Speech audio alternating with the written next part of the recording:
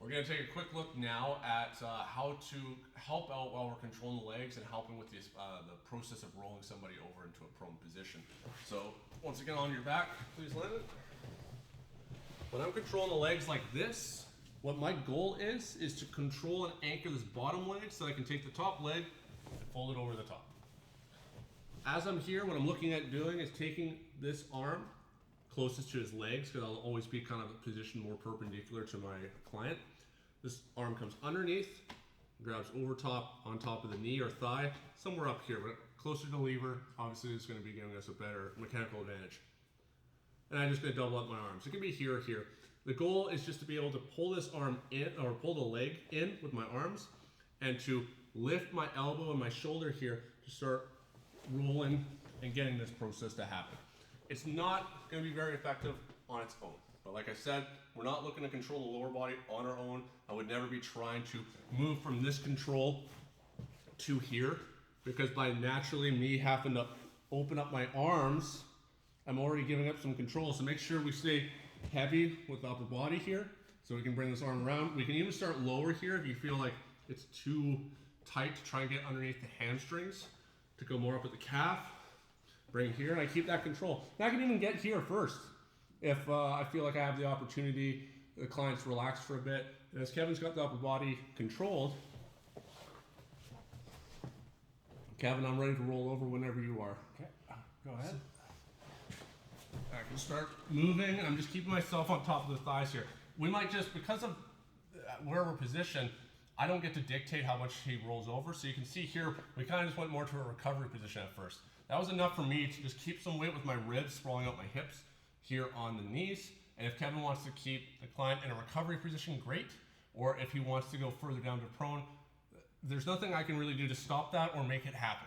My job is just to make sure I assist however I can. I just have to be mindful, and we have to communicate that a rollover will happen. I can even, like if Kevin's got really good control and goes into like just starting in like the gift wrap position, I don't even have to, as long as I just loosen up enough here, especially if the client's being cooperative, so now Kevin can start rolling up into a recovery position, get up onto the side, onto the side. I can just kind of lift here with my bicep and my shoulder checking. So instead of being up high here, I drop it behind the hamstring. And I'm just doing a similar thing where I'm pulling in and helping turn.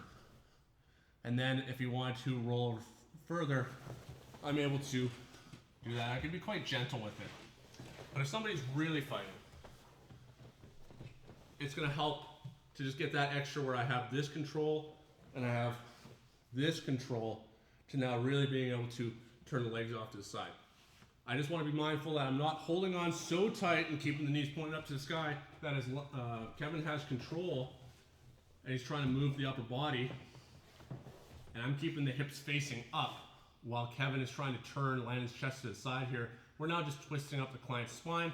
It's not going to cause injury necessarily, but we're just fighting against each other at that point. So take the time to communicate with your partner and know it's like, okay, we're going to roll over. And so if I was on this side, I'm controlling and Landon's fighting against us, and Kevin's communicating with Landon, and Landon's like, okay, I'm kind of done here. Then, okay, we're gonna get ready for a rollover. I'm gonna move over to the same side. You have control, Kevin? Yeah. Okay. I'm just gonna cinch up. Okay, I have control. Okay. Okay. Let's start moving over. We can take time, communicate, make sure that your partner has control before, like if you both try and go for control and move around at the same time, you might end up giving up too much control and having the client fight back and be able to free themselves.